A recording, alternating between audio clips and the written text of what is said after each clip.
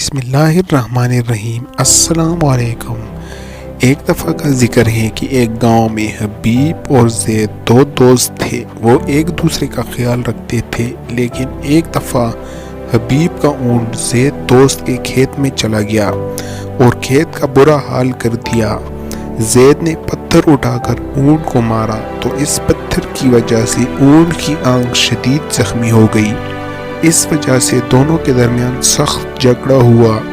اسی دوران پہلے دوست نے پتھر اٹھایا اور دوسرے دوست کو مارنے کے لیے پھینکا۔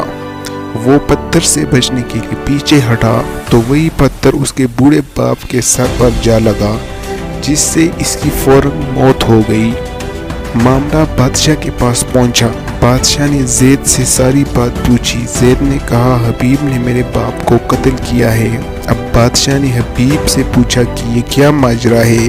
حبیب نے بتایا کہ میں نے زید کے باپ کو جان بوجھ کے قتل نہیں کیا۔ اس نے سارا واقعہ بیان کیا۔ بادشاہ نے کہا کہ تم سے جرم تو ہوا ہے، تمہیں سزا تو ملے گی، تمہیں کوڑوں کی سزا سنائی جاتی ہے۔ حبیب نے مان لیا۔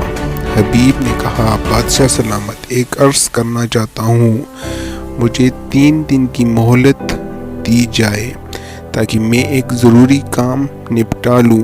میں وعدہ کرتا ہوں کہ پھر دوبارہ آپ کے سامنے اسی وقت حاضر ہوں گا۔ بادشاہ نے کہا کہ تمہاری ضمانت کون دے گا؟ حبیب نے حاضرین کی طرف دیکھا تو ایک بزرگ نظر آئے۔ کہنے لگا بادشاہ سلامت، یہ میری ضمانت دیں گے۔ وہ بزرگ کھڑے ہوئے اور کہا ہاں بادشاہ سلامت، میں اس کی ضمانت دیتا ہوں۔ بادشاہ نے بزرگ سے کہا کہ اگر حبیب نہ آیا تو آپ کو سزا ملے گی۔ انہوں نے کہا مجھے منظور ہے۔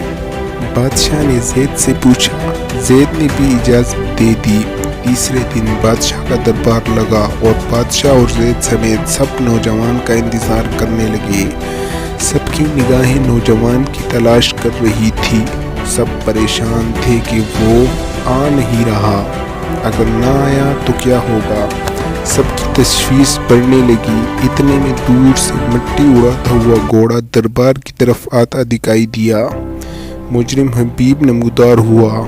حالت یہ تھی، پسینے سے شرابور تھا اور سانس پھولا ہوا تھا، اور عاجزی سے سلام عرض کیا اور کہا کہ میں اپنے بیٹے کو ماموں کو دیا ہے۔ پوچھا گیا تجھے کیا ضروری کام تھا؟ کہنے لگا میرا ایک چھوٹا بھائی ہے، میرے والد صاحب نے دنیا سے جاتے ہوئے مجھے کچھ سونا دیتے ہوئے کہا کہ وعدہ کرو یہ میرے چھوٹے بیٹے کو دو گے۔ وہ امانت میرے پاس تھی، اس کا کسی کو علم نہ تھا، میں اس کے بڑے ہونے کا انتظار کر رہا تھا۔ وہ امانت اپنے بھائی کے سپرد کرنی تھی تاکہ وعدہ خلافی نہ ہو، نہ امانت میں خیانت ہو، کیونکہ قیامت والے دن مجھ سے اس بارے میں پوچھ ہوگی، اس لیے میں اس کی امانت اس کے سپرد کی ہے۔ اب بزرگ سے پوچھا گیا کہ آپ نے اس نوجوان کی ضمانت کیوں دی؟ کہنے لگے کہ میں اس کو جانتا نہیں ہوں، لیکن جب اس نے وعدہ کیا تو میں نے کہا مسلمان وعدہ خلافی نہیں کرتا، اس لیے اس کی ضمانت دی۔ اس نوجوان نے عرض کی بادشاہ سلامت، میں بزرگ کا شکر گزار ہوں، میں نے فوراً امانت اپنے بھائی کے حوالے کر کے چند لمحے بھی ادھر رہنا گوارا نہ کیا کہ کہیں 3 دن کا وقت گزر گیا تو وعدہ خلافی ہو جائے گی۔ مسلمان وعدے کو توڑتا نہیں۔ بادشاہ کے دربار میں جتنے لوگ سب خوش ہو گئے، جوش میں آ گئے۔ اتنے میں زید نے اعلان کیا کہ میں حبیب کی وعدہ پاسداری سے خوش ہوتے ہوئے اس کی معافی کا اعلان کرتا ہوں۔ بادشاہ نے کہا زید میں تمہارے باپ کی دید اپنے بیت المال سے دیتا ہوں۔ زید نے کہا مجھے اس کی ضرورت نہیں، نہ ہم نے کچھ لینا ہے، نہ ہمیں یہ حق ہے، میں اپنی خوشی سے معاف کرتا ہوں۔ پیارے دوستو، ہمیں اس کہانی سے یہ سبق ملا کہ ہمیں ہر حال میں وعدے کو پورا کرنا چاہیے۔